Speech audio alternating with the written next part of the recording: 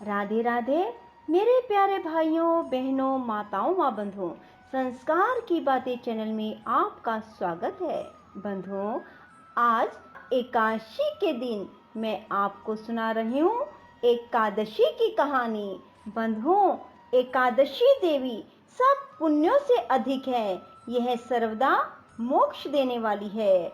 बंधुओं, यदि आपने हमारे YouTube चैनल संस्कार की बातें अब तक सब्सक्राइब नहीं किया तो जरूर करें और बेल आइकन दबाना ना भूलें।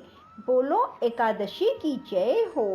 एक बार एक राजा के दो बेटियां थी। छोटी बेटी एकादशी का व्रत किया करती थी। हर कोई छोटी बेटी की प्रशंसा किया करता था और बड़ी बहन छोटी बहन से ईर्ष्या करती थी। एक बार पड़ोसी राजा का बेटा बड़ी बेटी को देखने आया, लेकिन उसे बड़ी बेटी की जगह छोटी बेटी पसंद आ गई। राजा की छोटी बेटी अब बड़ी बहन छोटी बहन से और भी चिढ़ने लगती है। वह छोटी बहन को मारने के नए नए तरीके अपनाती रहती है। एक बार वह लड्डू में जहर मिलाकर उसे खिलाने की कोशिश करती है और एक बार वह मटके में जहरीला सांप रखकर छोटी बहन के कमरे में रख देती है। एक बार छोटी बहन को पनघट पर पानी भरने के लिए ले जाती है और धोखे से कुएं में धक्का दे देती है, पर हर बार ग्यारस माता उसे बचा लेती है, क्योंकि वह ग्यारस माता की व्रत किया करती थी। बड़ी बहन बहुत परेशान हो गई कि यह तो किसी भी तरह नहीं मरती। तब एक दिन बड़ी बहन छोटी बहन से बोली, मेरी प्यारी बहन, भगवान ने हम सब की मृत्यु किसी न किसी तरह लिखी है। क्या तुम्हें पता है कि तुम्हारी मृत्यु कैसे होगी? बड़ी बहन बहुत सीधी थी। छोटी बहन बहुत सीधी थी। वह बोली, मेरी मृत्यु मेरे पालतू तोते व तोते के गले में जो हार है उसमें अटकी हुई है। यदि कोई मेरे तोते को मारकर उस हार को लेकर पहन ले तो मैं मूर्छित हो जाऊंगी, और फिर उस हार को उतार कर कहीं रख दे तो मैं जीवित हो जाऊंगी। उस रात छोटी बहन अपने पिता के पास गई और बोली, पिताजी, मुझे शक है, यदि मैं मर जाऊं तो आप मुझे जलाना नहीं, आप मुझे हमारे पुराने महल के कुएं के पास झोपड़ी बनाकर खाट पर सुला देना। राजा बोले, बेटी, तुम ऐसा क्यों बोल रही हो? 2-3 दिन बाद तो तुम्हारी शादी है। तब छोटी बेटी बोली, पिताजी, समय का कोई भरोसा नहीं। इस तरह शादी वाला दिन भी आ गया। शादी वाले दिन बड़ी बहन छोटी बहन के पालतू तोते को ढूंढती है, पर वह उसे कहीं नहीं मिलता। तभी दरवाजे पर बारात आ जाती है। वरमाला का कार्य संपन्न हो जाता है। फेरों की रस्म शुरू हो जाती है। उधर बड़ी बहन तोते को ढूंढ लेती है और वह उस तोते को मार देती है। वहीं छोटी बहन के 3.5 फेरे राजकुमार के साथ पूरे हो जाते हैं। तभी छोटी बहन मूर्छित होकर गिर जाती है। उधर बड़ी बहन तोते के हार को खुद पहन लेती है। तब फेरों में सभी घबरा जाते हैं। सभी बारातियों में हलचल मच जाती है कि राजकुमारी को क्या हुआ। सब डर जाते हैं। तब राजा वैद्य हकीमों को बुलाते हैं। छोटी राजकुमारी को महल में ले जाकर लिटा दिया जाता है। वैद्य और हकीम राजा से कहते हैं, राजकुमारी ना मरी है ना जीवित है, हमने ऐसा पहली बार देखा है। तब राजा उनसे कहते हैं, बाहर जाकर बोलना कि राजकुमारी बेहोश है, अभी थोड़ी देर में ठीक हो जाएगी। यदि तुम ऐसा नहीं कहोगे तो मैं तुम्हें फांसी दे दूंगा। बेचारे वैद्य हकीम राजा के कहे अनुसार बोल देते हैं। तभी बड़ी बेटी आती है और कहती है, पिताजी, मुझे छोटी बहन के मरने का बहुत दुख है। उससे ज्यादा दुख मुझे आपकी इज्जत का है, जो कि खराब हो जाएगी। आप ऐसा करो कि मेरी शादी राजकुमार के साथ कर दो, तब सब ठीक हो जाएगा, आपकी इज्जत भी रह जाएगी। तब राजा को यही ठीक लगा और राजा ने छोटी बेटी के कपड़े पहनाकर बड़ी राजकुमारी को फेरों में बिठा दिया। पर राजकुमार ने मना कर दिया, कहा कि यह मेरी पत्नी नहीं है। मेरी पत्नी जब बोलती है तो उसके मुंह से फूल झरते हैं। लेकिन सब ने समझा बुझाकर उससे 3.5 फेरे लगवा दिए। बड़ी राजकुमारी ससुराल आई तो राजकुमार ना तो उससे बात करते थे, ना उसके हाथ से पानी पीते थे, ना ही उसके हाथ का बनाया हुआ खाना खाते थे। राजकुमार ने मन ही मन सोचा, मैं पता लगा कर रहूंगा कि मेरी पत्नी के साथ क्या हुआ। एक दिन राजकुमार दुखी मन से घोड़े पर बैठकर जा रहे थे कि घोड़ा वहीं जाकर रुका जहां राजकुमारी की अधमरी लाश को रखा गया था। राजकुमार ने मन ही मन सोचा कि घोड़ा यहाँ किस कारण से रुका है, कोई तो वजह है जो यहाँ घोड़ा रुक रहा है। तब राजकुमार घोड़े से उतरकर पुराने महल में गए। वहाँ एक चौकीदार था। राजा ने पूछा, यह महल किसका है? तब चौकीदार ने बताया कि यह महल किसका है। तब राजकुमार समझ गए कि यह पुराना महल तो उसके ससुर का ही है।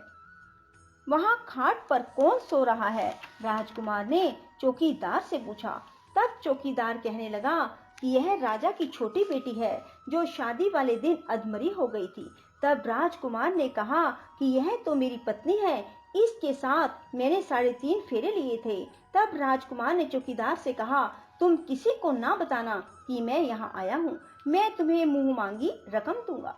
चौकीदार ने हाँ कर दी और राजकुमार खाट के पास गया और बचे हुए 3.5 फेरे खाट के साथ ले लिए।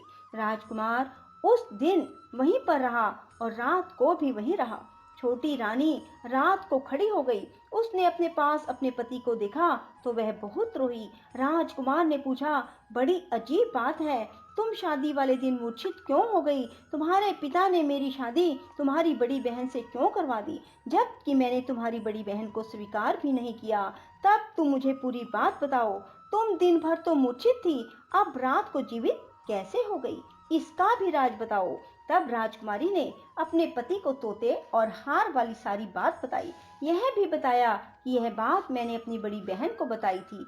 एक बार मेरी बड़ी बहन ने मुझसे मेरी मृत्यु का उपाय पूछा, तब मैंने उसे पूरी बात बताई। मेरी बड़ी बहन मुझसे बहुत ईर्ष्या करती थी। उसने कई बार मुझे मारने की कोशिश की, पर ग्यारस माता ने मुझे हर बार बचा लिया। यह सब मेरी बड़ी बहन ने किया है। तोते के गले में जो हार था वह मेरी बड़ी बहन दिन में पहन लेती है और रात को उतार देती है, इसीलिए मैं दिन में मूर्छित रहती हूँ और रात को जीवित हो जाती हूँ।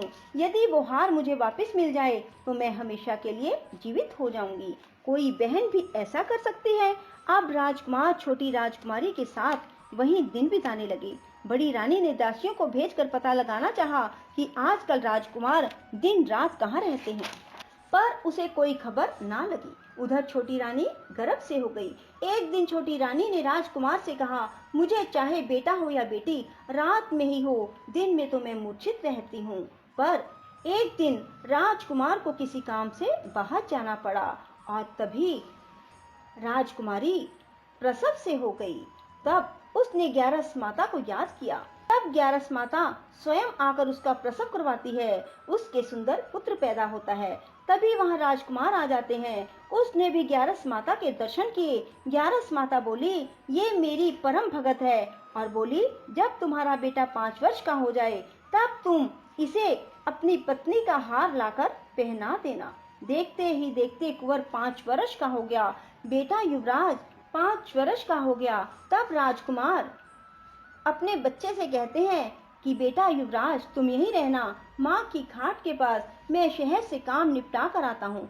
तब बड़ी रानी के दास दासी राजा को वहाँ से आते हुए देख लेते हैं और बच्चे को उठवा लेते हैं। बच्चे के 2 टुकड़े कर दिए जाते हैं, एक टुकड़ा चक्की के नीचे और एक अपने पलंग के नीचे रख लेती है। तब वह ग्यारस माता को याद करती है और ग्यारस माता भीख मांगने के लिए बड़ी रानी के महल में आती है। तब बड़ी रानी अपने दास दासियों के हाथों भिक्षा भिजवा देती है, पर ग्यारस माता कहती है कि मैं तो तुम्हारी रानी के हाथों से ही भिक्षा लूंगी। तब वे जाकर उसे कहते हैं। तब बड़ी रानी खुद उसे भिक्षा देने के लिए आती है। तब ग्यारस माता बिल्ली का रूप बनाकर अंदर जाती है और उसके बच्चे के जो 2 टुकड़े होते हैं उन्हें इकट्ठा जोड़ देती है और उसमें प्राण फूंक देती है और उसे लेकर चली जाती है। राजकुमार कुंवर को लेकर महल में जाते हैं और कहते हैं, रानी, ये बच्चा मेरी दूर के रिश्ते की बहन का है। यदि तुम इसे प्यार से रखोगी तो शायद मेरा दिल भी तुम पर आ जाए। तब बड़ी रानी कुंवर को लाड प्यार से रखती है। तब एक दिन राजकुमार अपने बेटे से कहता है कि तुम अपनी मामी से हार मांग लो, हम ये हार लेकर तुम्हारी माँ के पास चलेंगे, पर ये बात अपनी मामी को मत बताना। कुंवर बोले, मामी मामी, मुझे अपना ये हार दे दो, एक बार तो रानी जवाब दे देती है, पर फिर उसे ये बात याद आती है कि जब राजकुमार ने उसे कहा था कि यदि तुम बच्चे का ध्यान रखोगी तो मेरा दिल तुम पर आ जाएगा।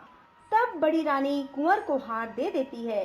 कुंवर उस हार को लेकर अपने पिता को देते हैं। आज हम आपके हाथ का बना हुआ खाना खाएंगे, हम आते हैं, तुम खाना तैयार करो। बड़ी रानी बहुत खुश हो जाती है कि आज मेरे पति मुझसे खुश हैं। तब राजकुमार छोटी रानी के पास जाते हैं। बड़ी रानी उधर बहुत खुश होती है।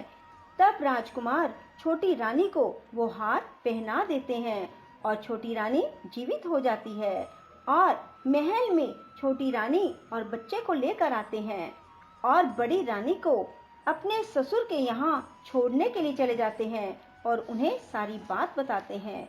उसके ससुर भी इस बात में शर्मिंदगी महसूस करते हैं और कहते हैं ये मेरी परवरिश में ही कुछ ना कुछ कमी रही होगी। और ग्यारस माता की कृपा से छोटी रानी के भाग जाग जाते हैं। हे ग्यारस माता, जैसे आप छोटी बेटी पर प्रसन्न हुई वैसे सब पर होना। कहते सुनते हुंकारा भरते सब पर अपनी कृपा बरसाए रखना।